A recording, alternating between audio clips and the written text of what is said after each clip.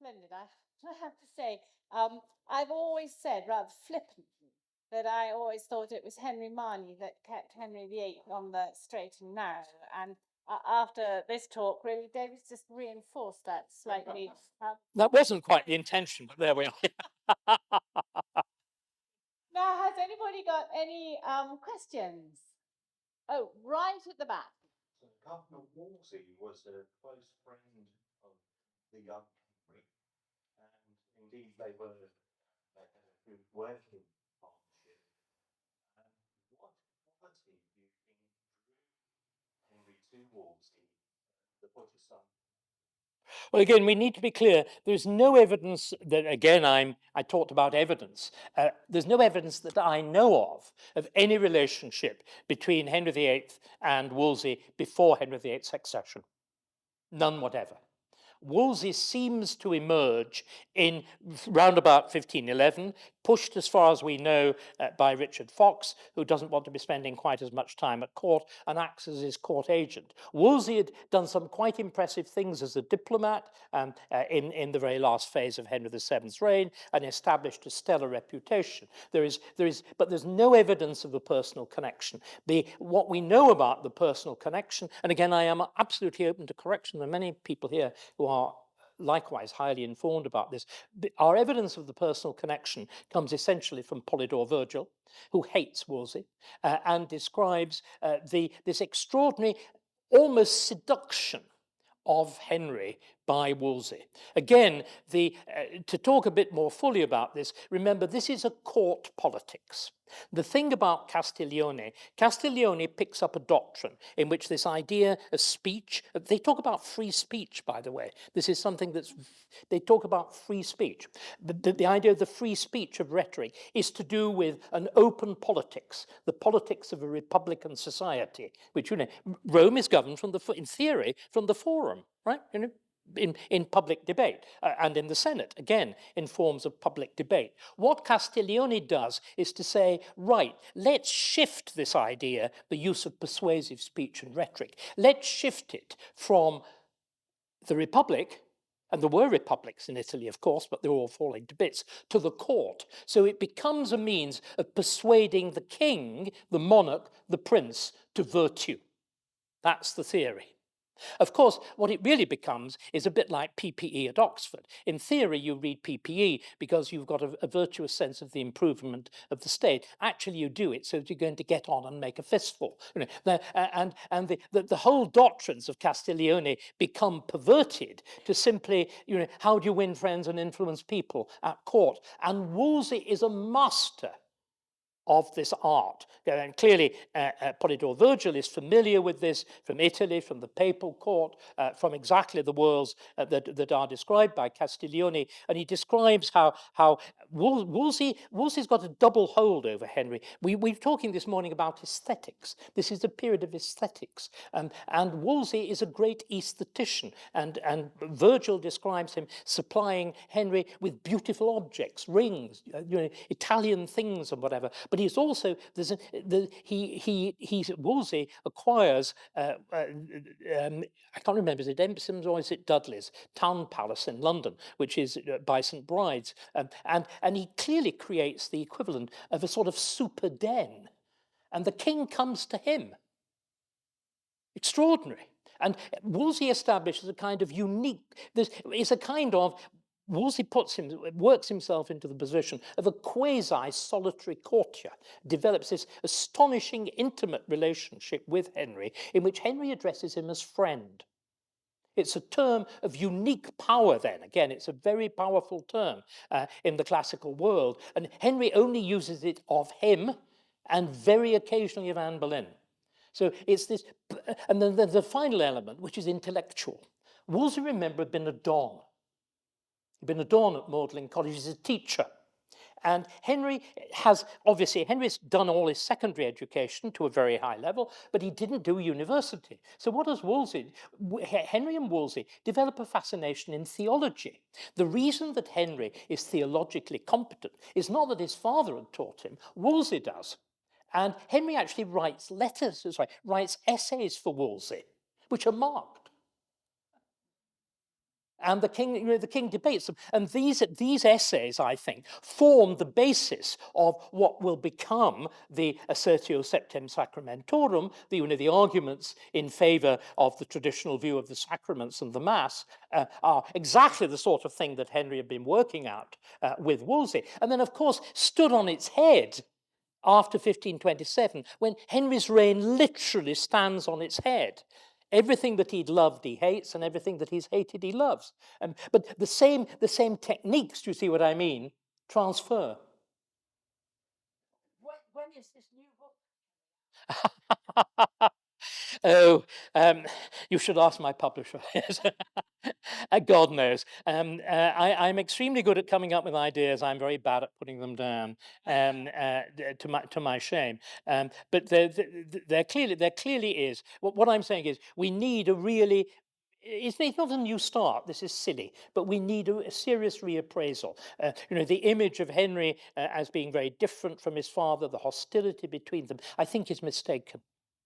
Indeed, the first account, and I didn't have time to discuss it, the first account of a relationship between Henry VII and his son comes from the pen of the Spanish ambassador at exactly this moment of his going to court in 1504. And the Spanish ambassador describes a king that we can hardly recognize.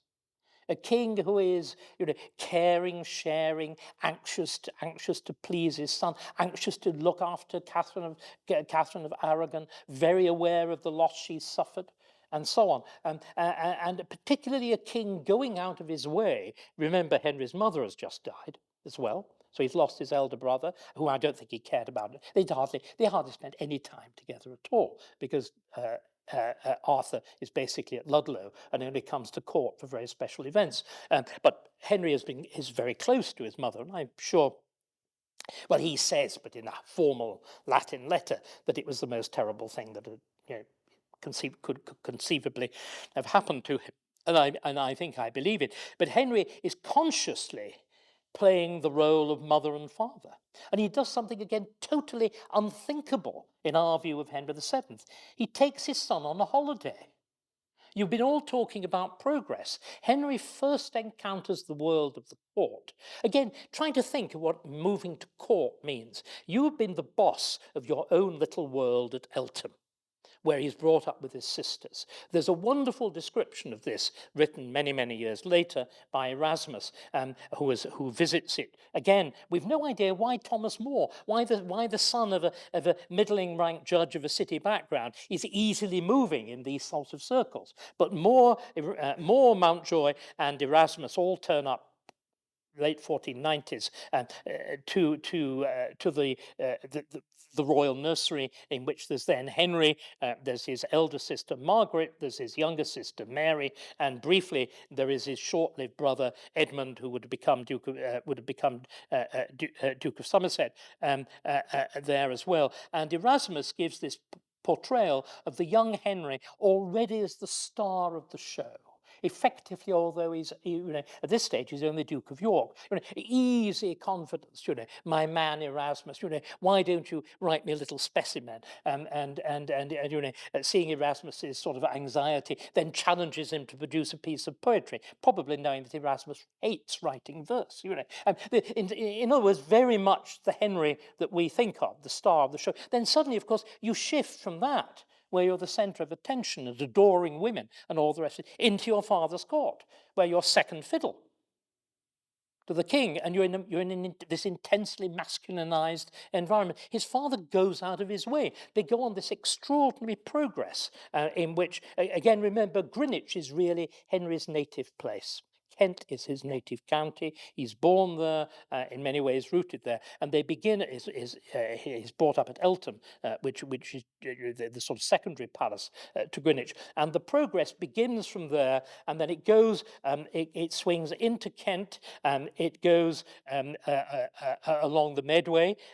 They visit the house of Lord Abergavenny. One of the striking things about the progress is that virtually every house Henry visits, he seizes at some point. We were talking about, again, again, Westonhanger Castle. And Henry spots that too and gets it. I mean, he obviously appreciates the trip very much, you know. And so he sees he's taken to see these lovely houses, but he's also taken to see what, again, I think is a building of the most profound influence on him, Queenborough Castle, now vanished on the Isle of Sheppey, or rather commanding the harbours of the Isle of Sheppey, built by Edward III. And it's this most staggering exercise in pure circular geometry. The walls of the castle are round, there's a round well in the centre, there's a perimeter, there are round towers. The whole thing is designed with a pair of compasses.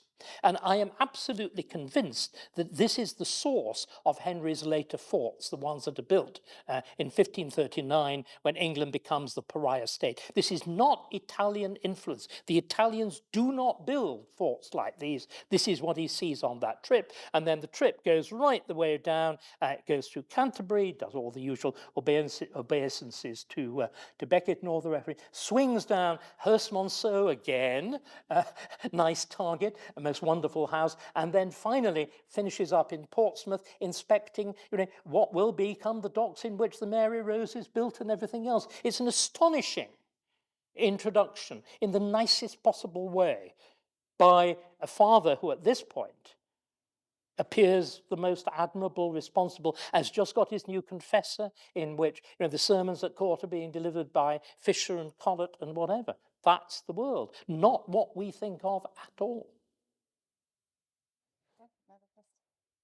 So you're saying about 1527 being absolute divide.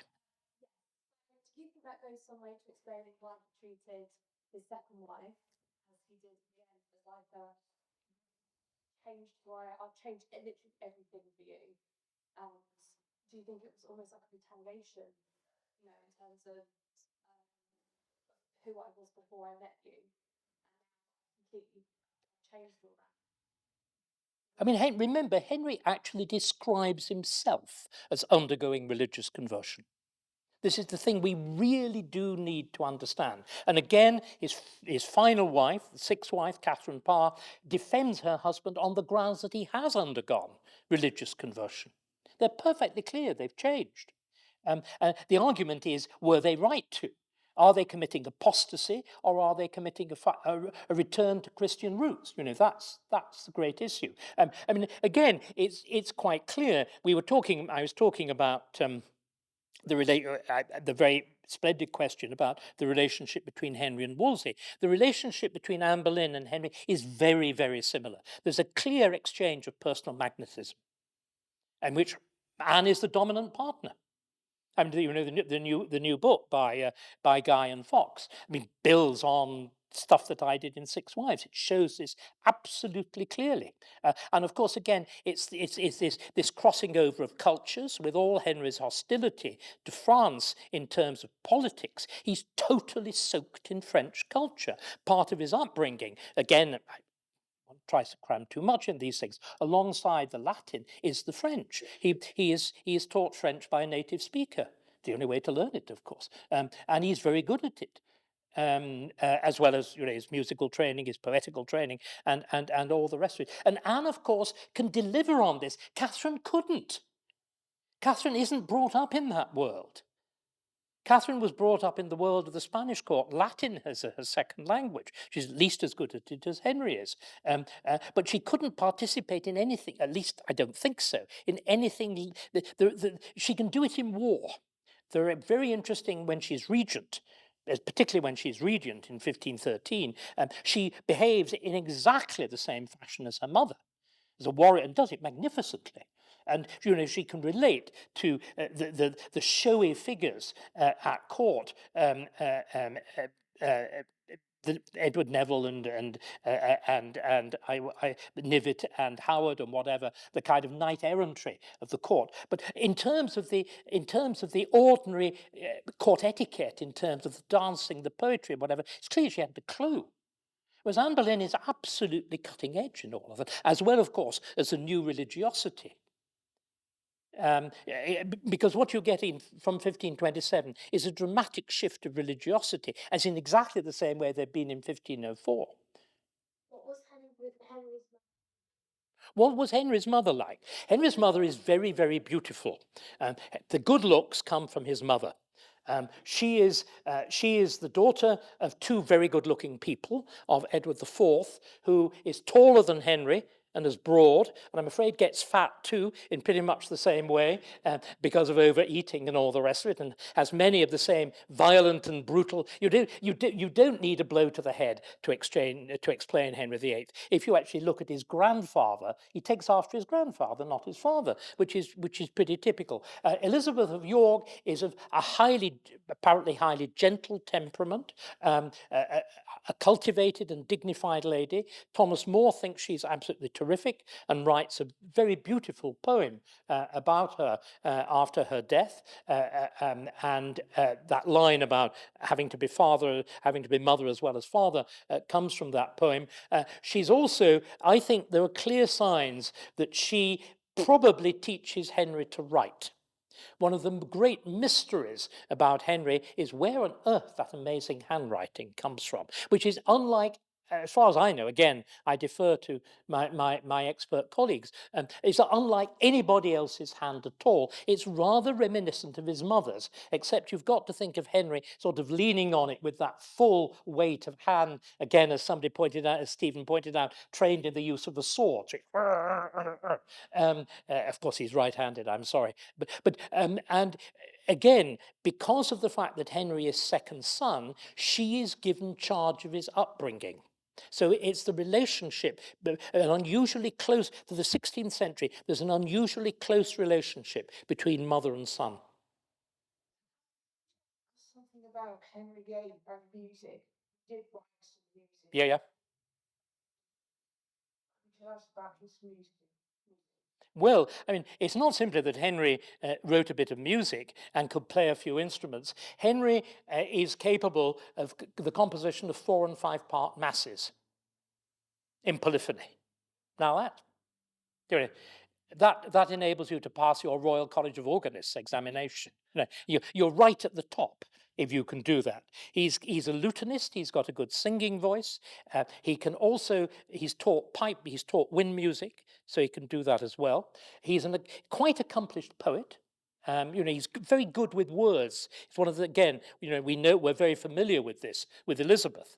But Henry too is very good at impromptu speaking.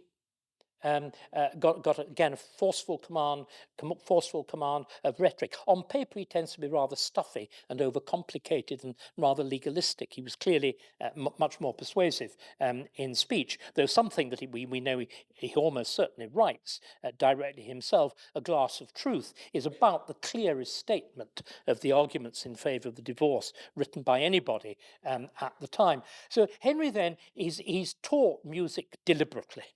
And he's naturally good at it. You're supposed to be, remember. It's again another aspect of, if you look at the contemporary textbooks on what a gentleman needs to know or a lady needs to know, music comes, you have to entertain. And Henry is good at it. Now, what I think we also need to understand is where his principal periods of activity doing it fall in the reign. In other words, he's not just doing it all the time. I mean, the playing and whatever, I'm sure, is going on. And we know he attracts major instrumentalists and soloists. I mentioned the great Venetian organist, Dionysius Memo, who'd been organist at St. Mark's and whatever, around in England around about 1520 and whatever. But there are distinct phases of Henry's involvement in this kind of thing. Again, we've got the picture of Henry as an idle king. I am ashamed to say some of my colleagues even referred to this morning. And I don't think it's true. Henry comes to the throne absolutely determined on war with France, and he tries to go about getting it in the way that at every key moment of policy he goes about it. You mentioned Wolsey. It's turning to somebody outside the existing structures, or Cromwell when it came to the Reformation. And the person that he turns to at this stage, bizarrely, is the Venetian ambassador. Venice is great sort of odd trump card figure in European politics. It's just been overrun by the King of France. It's just lost a great battle, which Machiavelli memorably says, in 8 hours it lost the work of 8 centuries. It's lost a great battle against France for the control of the Lombard plain, and is threatened with dismemberment and destruction. And therefore the Venetians have got a powerful reason to involve England in war against France. And the new ambassador had been sent to England exactly for this purpose. And Henry recognizes this fact, and in the royal progress, when all his regular councillors are away, deliberately has a progress in 1509 just round London, so that he can keep in touch with the Venetian ambassador, and who writes the most extraordinary letters in Henry's name, denouncing the French king in the rudest and most vulgar terms, allying himself with the Habsburgs and whatever. And the whole thing threatens to get completely out of hand. And by the time the council reassembles at the end of the progress time in October, November, they normally come together for the 1st of November. The All Souls, All Saints is when it happens. There's a sort of agonized meeting of the council in which the king is instructed to back down. Then he, of course, does a gigantic sulk. He's not been allowed to have his war, and he spends the whole of the next summer writing music and writing poetry.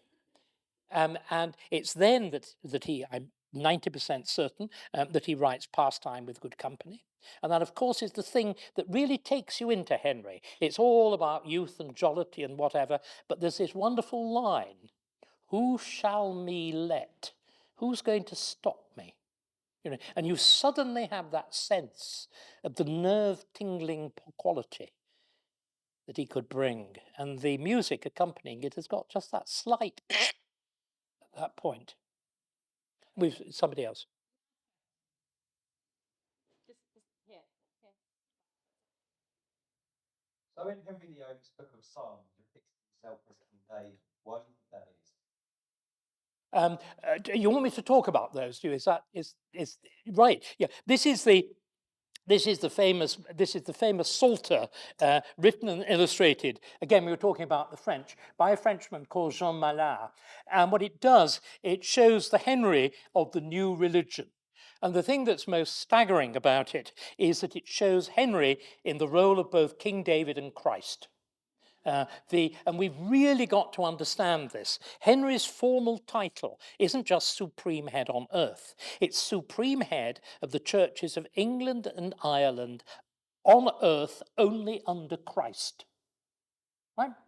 That's what Henry sees himself as. And if you look at another, and we had a glimpse of it this morning, again in the splendid background slides to Stephen Gunn's lecture, if you look at the title page of the Great Bible, obviously the Great Bible, well, it isn't. The verbum Dei is really Christ, but they interpreted verbum Dei, the Word of God, to mean the Bible. So obviously, if the Bible is the Word of God, God's got to appear.